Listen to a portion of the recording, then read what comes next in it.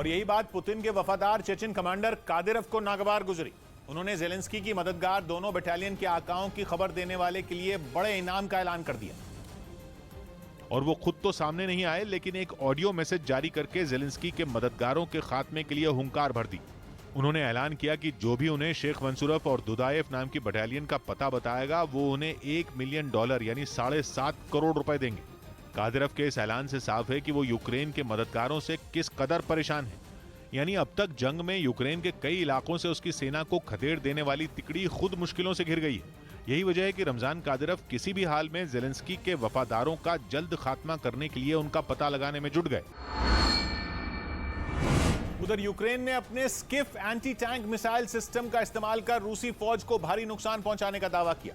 इससे जुड़ा एक वीडियो भी उसकी तरफ से जारी किया गया, जिसमें एक मैदान में बख्तरबंद गाड़ी खड़ी नजर आई और कुछ सैनिक उस पर हमले की तैयारी करते दिखे। सबसे पहले जवानों ने मिसाइल सिस्टम से अपने टारगेट को लॉक किया और फिर सटीक निशाना लगाया। जैसे ही मिसाइल दागी गई, उसकी तेज आवाज से पूरा इलाका थर्रा उठा। एक के बाद एक कई रूसी टैंक और बख्तरबंद गाड़ियों को यूक्रेन की फौज ने तबाह करने का दावा किया।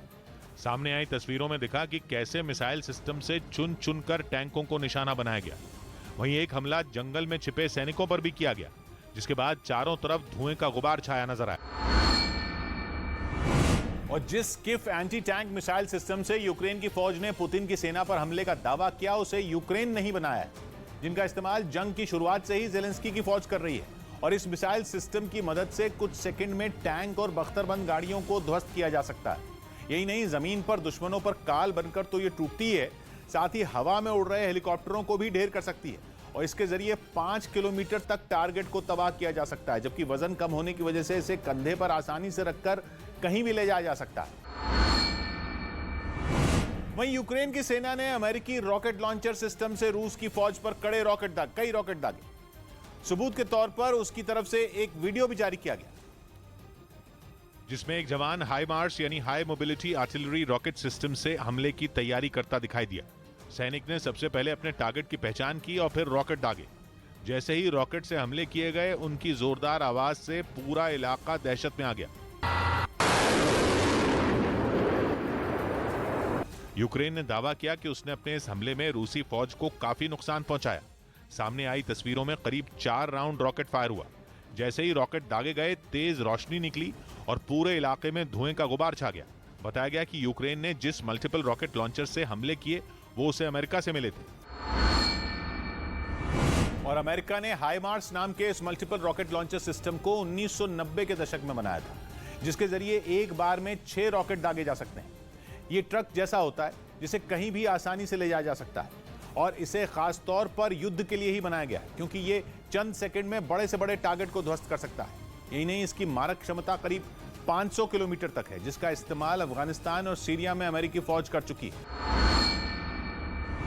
उधर यूक्रेन के एक इलाके में चर्च के पास छिपे रूस के कुछ सैनिकों पर जेलेंस्की की फौज ने हमला कर दिया। बताया गया कि दुश्मन की बमबारी से बचने के लिए रूसी सेना ने उस गिरजाघर के पास सैन्य हथियार तैनात किए थे, जिसका जवाब यूक्रेन के सैनिकों ने अपने सटीक निशाने से दिया। जो तस्वीरें सामने आई, उनमें साफ दिखा कि यूक्रेन ने उस चर्च के पास भारी गोलाबारी की, जिसके बाद वहां कुछ दिखा तो वो था धुएं का गुबार। इस हमले के बाद वहां से इतनी भारी मात्रा में धुआं उठा कि गिरजाघर के आसपास काफी देर तक कुछ नजर आना ही बंद हो गया। रिहायशी इलाके में हुए बदले के इस हमले ने एक पल के लिए सबकी सांसें अटकाकर रख दी। इस बीच यूक्रेन ने सोवियत संघ के बनाए हथियार से रूस की सेना पर हमला बोल दिया। उसने 9K111 फागोत मिसाइल से रूस के कई टैंकों को निशाने पर लिया और बाकायदा इस हमले का वीडियो भी जारी किया, जिसमें यूक्रेन के सैनिक 9K111 फागोत नाम की एंटी टैंक गाइडेड मिसाइल से लैस नजर आए, जिसे दागने के लिए सिर्फ इशारा मिलने की देर थी। जैसे ही हरी झंडी मिली, यूक्रेन ने मिसाइल दाग दी।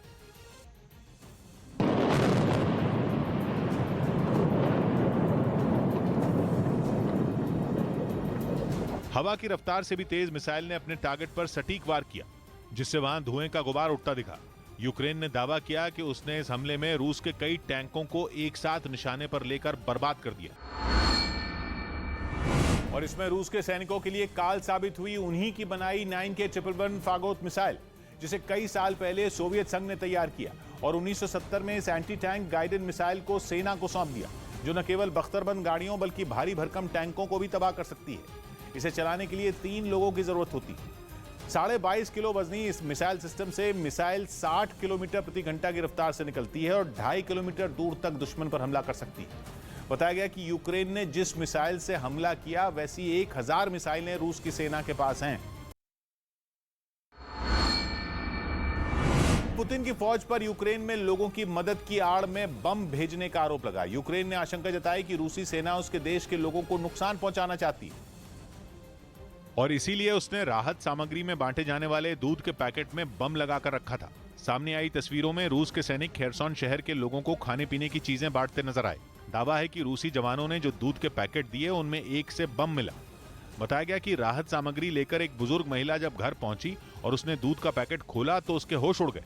पैकेट के अंदर तार जुड़ा हुआ था और साथ ही एक विस्फोटक भी नजर आया। दूध के पैकेट में बम देखकर आसपास के लोग भी घबरा गए, लेकिन बाद में सावधानी से बम को ठिकाने लगा दिया गया। इस बीच रूस ने यूक्रेन पर अब तक का सबसे घातक हमला करने का दावा करके सबके होश उड़ा दिए। रूस के रक्षा विभाग ने एक वीडियो जारी कर यह बताया कि उसने एक रात में यूक्रेन का नक्शा बदल दिया और यूक्रेन पर इतने बम बरसाए कि गिनना मुश्किल हो गया। एक बार जो तोपें गरजी वो फिर रुकी ही नहीं। रूस के मुताबिक इस हमले में उसने यूक्रेन के 87 ठिकानों को निशाना बनाया, जिसमें मौजूद तकरीबन 500 सैनिकों को एक रात में मौत की नींद सुला दिया गया। 500 enemy personnel, 59 armored vehicles, artillery mounts and cars were destroyed. रूस का दावा है कि यूक्रेन को इस जबरदस्त हमले में काफी नुकसान झेलना पड़ा। 500 सैनिकों के अलावा उसे कई टैंक, तेल के डिपो और यहां तक कि अपना शक्तिशाली S-300 मिसाइल सिस्टम भी खोना पड़ा। उधर रूस ने दावा किया कि उसने यूक्रेन के एक हथियार डिपो से उसकी सेना को खदेड़कर उसे अपने कब्जे में ले लिया, जिसके सबूत के तौर पर उसने एक वीडियो भी जारी किया, जिसमें जहां तक निगाह गई सिर्फ जंगी टैंक दिखाई दिए। कुछ की हालत खराब थी तो कुछ एकदम चमचमा रहे थे। बताया गया कि ये यूक्रेन का एक अहम हथियार डिपो था, जहां टैंकों और जंगी गाड़ियों की मरम्मत का काम भी किया जाता था। इसी वजह से वहां इतने टैंक एक साथ मौजूद थे। इसके अलावा वहां भारी मात्रा में गोला बारूद भी मिला, जिसे रूसी सैनिकों ने अपने कब्जे में ले लिया। सिर्फ यही नहीं, वहां बड़े बड़े बक्सों में कई मिसाइलें भी मौजूद थी। बताया गया कि रूसी सैनिकों ने इस हमले के बाद वहां मौजूद यूक्रेन के एक रडार सिस्टम को भी हथिया लिया। वहीं रूस ने खार्किव के कई इलाकों पर कब्जा कर लिया, जिसकी जानकारी खुद वहां के प्रशासन ने दी। इसके साथ ही आरोप लगाया गया कि रूसी सेना ने वहां के कई रिहायशी इलाके भी तबाह कर दिए और इन हमलों में खार्किव के कई लोगों की मौत हो गई। इसके अलावा रूसी बमबारी ने ज्यादातर इमारतों को तहस नहस कर दिया, जिसकी वजह से जगह जगह मलबे का ढेर दिखाई दिया। कई इलाके तो पूरी तरह वीरान नजर आए। इन हमलों के बीच कुछ रिहायशी इलाकों में खाने पीने का सामान बांटा गया, क्योंकि पिछले कई दिनों से हो रही भीषण गोलीबारी से लोग अपने घरों में ही कैद हैं। वहां से सामने आई एक तस्वीर में एक बुजुर्ग महिला नजर आई, जिनके बारे में बताया गया कि वो पिछले कई हफ्तों से अपने घर से बाहर ही नहीं निकली। यही नहीं, लोगों से मिलने पर उन्हें ये लगा कि जंग खत्म हो गई है। हालांकि जब उन्हें सच्चाई बताई गई तो वो अपने आंसू नहीं रोक पाई। इस बीच पूर्वी यूक्रेन में रूस के ताबड़तोड़ हमलों से जेलेंस्की की सेना पस्त हो गई। यूक्रेन के पूर्वी हिस्से में आने वाले डोनेस्क और लुहांस्क पर पूरी तरह कब्जा जमाने के लिए रूसी फौज लगातार इन दोनों जगहों को अपने निशाने पर ले रही है, जिससे न सिर्फ वहां के लोगों का बल्कि 2 महीने से ऊपर का वक्त बीत जाने के बाद यूक्रेन के सैनिकों का भी मनोबल गिरता दिखा। जो तस्वीरें बारिनकोवे से सामने आई, उनमें यूक्रेन के कुछ फौजियों ने खेतों के बीचों बीच गिरे रूस के एक रॉकेट को दिखाया। उनका मानना है कि ये रूस की अपने बड़े हथियारों को इस तरह यूक्रेन की धरती पर भेजकर उन्हें धमकाने की साजिश है। Лінія фронту це не так, як на Донбасі, що ми так от бачили по карті, просто यूक्रेन के उन सैनिकों ने रूस के हमले से खेतों के बीच मची तबाही के मंजर को दिखाया। उन्होंने वो टूटे फूटे ईंटों के मकान दिखाए जिनमें कभी लोग रहा करते थे, वो मकान जो कभी किसी के घर थे। सड़कों पर पसरे सन्नाटे ने भी जेलेंस्की के जवानों को पस्त करके रख दिया। उधर रूस में एक महिला पत्रकार को हिरासत में ले लिया गया। दावा किया गया कि उसने मारियोपोल में किए रूस के हमले से जुड़ी एक फेक न्यूज फैलाई, तो वहीं यूक्रेन के आरोप है कि रूस ने उसे सच दिखाने की सजा दी। और मारियोपोल में रूस के फैलाए आतंक को टीवी पर दिखाने का खमियाजा मारिया पोनोमरेंको को इस तरह भुगतना पड़ा। वहीं दूसरी तरफ रूस के मुताबिक इस पत्रकार ने जंग से जुड़ी झूठी खबर फैलाकर रूस की साख पर बट्टा लगाने का काम किया। कानून के मुताबिक रूस में फेक न्यूज फैलाने की सजा 15 साल की जेल है। यही वजह है कि उसे हिरासत में लेकर इस मामले की जांच की जाएगी, जिसके लिए कोर्ट में उसकी अगली पेशी सोमवार को होगी। वहीं रूस ने दावा किया कि उसने वहां के एक बड़े पत्रकार की हत्या की साजिश में शामिल सभी 6 आरोपियों को गिरफ्तार कर लिया। आरोप लगाया गया कि पत्रकार को मारने की जिम्मेदारी यूक्रेन ने एक आतंकी संगठन को सौंपी थी। लेकिन रूस की खुफिया एजेंसी एफएसबी ने इस साजिश को नाकाम कर दिया। साथ ही इसमें शामिल आरोपियों को गिरफ्तार कर लिया, जिसके लिए रूस के जवानों ने मॉस्को में एक बड़ा सर्च ऑपरेशन चलाया, जिसकी कुछ तस्वीरें भी सामने आई। उनमें एक तस्वीर में आरोपियों की तलाश में रूस की खुफिया एजेंसी के कुछ जवान हथियारों के साथ एक मकान में दाखिल होते दिखे। कुछ ही देर में उन्होंने वहां मौजूद एक आरोपी को जमीन पर गिरा दिया और फिर उसे अपनी गिरफ्त में ले लिया। इसी तरह मॉस्को के अलग अलग जगहों में छिपे बाकी बचे आरोपियों को पकड़ने के लिए कई टीमें बनाई गई और दावा है कि ये टीमें 5 आरोपियों को पकड़ने में कामयाब रहीं। इसके अलावा इस ऑपरेशन के दौरान कई हथियार भी बरामद किए गए। वहीं रूस का आरोप है कि यूक्रेन के राष्ट्रपति जेलेंस्की ने रूसी पत्रकार को मारने की साजिश रची थी, जो फेल हो गई। उधर रूस और यूक्रेन युद्ध में परमाणु हमले के खतरे से यूरोप के कई देश सहम गए और वहां के लोग ऐसे बंकरों को बनवाने में जुट गए जिन पर परमाणु बमों का कोई असर न हो और परमाणु हमला होने पर वो बेखौफ होकर इन बंकरों में रह सकें। यही वजह रही कि यूरोप के कई देशों में अचानक बंकरों की डिमांड बढ़ गई और इससे जुड़ी कंपनियों की चांदी हो गई, क्योंकि रूस और यूक्रेन युद्ध के बीच परमाणु हमले के खतरे से वहां के कई लोग इस कदर डर गए कि उन्हें ऐसा लगने लगा कि किसी भी दिन रूस परमाणु हमला कर सकता है। इसलिए बड़ी बड़ी इमारतों के पार्किंग एरिया में कंक्रीट की मजबूत ढलाई की जा रही है, ताकि वक्त आने पर इसका इस्तेमाल बंकर की तरह किया जा सके। इतना ही नहीं, परमाणु हमले का डर कई देशों में इस तरह दहशत मचा रहा है कि लोगों की जान बचाने के लिए वहां की सरकारें अंडरग्राउंड बंकर बनवाने के लिए इससे जुड़ी कंपनियों से संपर्क कर रही हैं और पुराने बंकरों की मरम्मत करने का आदेश दे दिया गया है।